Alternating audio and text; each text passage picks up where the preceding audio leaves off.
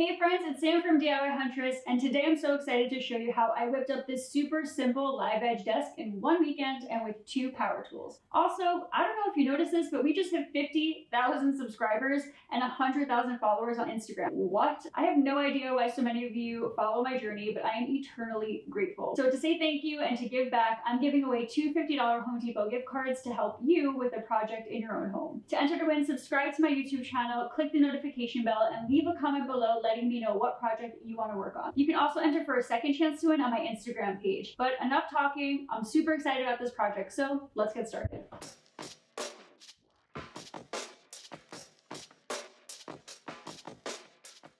Back when I was renovating my parents' basement, I made this really simple live edge coffee table, and a lot of you asked for a tutorial for this project. And since I'm living in a home with 6 adults that are working or studying from home right now during the social distancing period, we are in desperate need for more workstations, and I figured this would be a really great time to show you how easy it could be to make a live edge desk with hairpin legs with 2 tools and in one weekend. Now to get started, I dipped into a collection of live edge slabs that I actually ordered online from a website called The Lumber Shack. I get a lot of questions as to where people can source wood online, and this is a really great resource. I actually got this slab for about $50 during an online sale that they were having recently. Now usually when you order a slab from a lumberyard or online, you have the option to get it pre-flattened, so mine already did come flattened, which meant that I didn't have to plane it. But it did have some gnarly little cracks and bruises in the wood that I wanted to fill. So to do this, I mixed up a 2-part 5-minute epoxy product that was purchased at my local home improvement store. I added some pigment to it to just give it an extra bit of flair, and then I applied the 5-minute epoxy to all of the voids and the cracks on the slab. A couple things to note though about this 5-minute epoxy product. One, it does not cure in 5 minutes. I actually let all of the epoxy sit overnight before even thinking about touching it with a sander. And the other thing to note is that it really works best on shallow cracks and grooves. If you have anything that's super deep, you will want to use a deep pour epoxy to fill the entire crack and stabilize the piece. Fortunately for me though, the cracks in this particular slab were pretty shallow, so this product works perfectly for me. Quick tip here, I actually used painter's tape to plug up the bottom of the cracks that were along the edge of the slab, and this prevented the epoxy from leaking out of these cracks onto the table. But ultimately, once I was done filling all of the cracks with epoxy resin, I then allowed it to cure at least overnight and came back to it to work on it on a different day.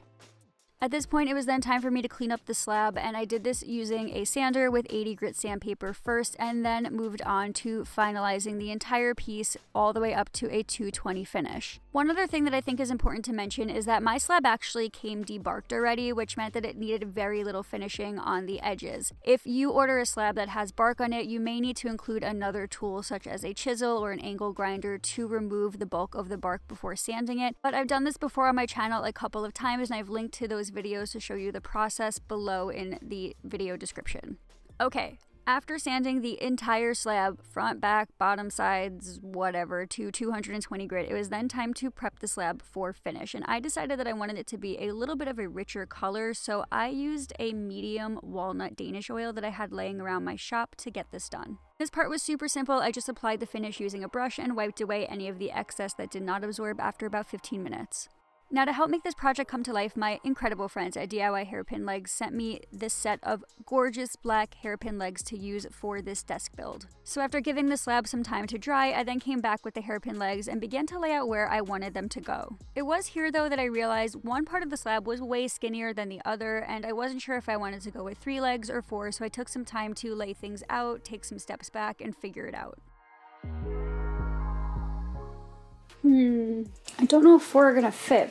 But eventually, after talking to myself a few times, I decided that I was going to try with the less is more approach first and then revisit if I needed to. Alright, let's try with 3 first, see how it looks, and then if it looks weird, I'll add 4. Yeah, sounds good. Once I had all the legs laid out, I used a marker to mark where all of the screws were going to go, and then I began to pre-drill all of the holes for the screws for the legs. Something really cool about these legs is that the screws actually came with the legs when they were sent to me, so I didn't have to scramble for screws that matched or paint any screws. Everything was just where it needed to be. And this is where I just involved the second of the 2 tools that I used for this project, and I just attached all of the screws using my screw gun. I also decided here that the 3 legs looked pretty sweet and decided to keep the design that way. And once I was done attaching the legs, the new workstation was ready to be used.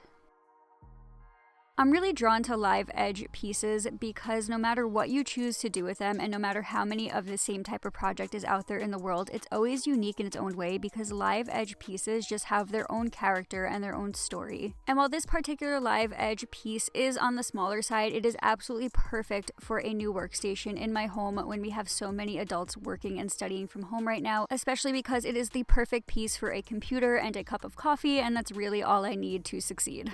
I really hope that you all liked this short and easy live edge desk tutorial. My hope here was to show you guys that live edge projects don't have to be complicated and they don't need to require a lot of tools. You can still make really cool things out of live edge slabs from home using basic power tools. I will be back next week with another project for you all. But until then, thank you all so much for watching, for supporting. I cannot believe that 50,000 of you are here following my journey, and I do not have the words to say thank you. So please make sure to enter that giveaway if you are in need of a gift card for a project of your own. And until next time, friends, happy DIYing.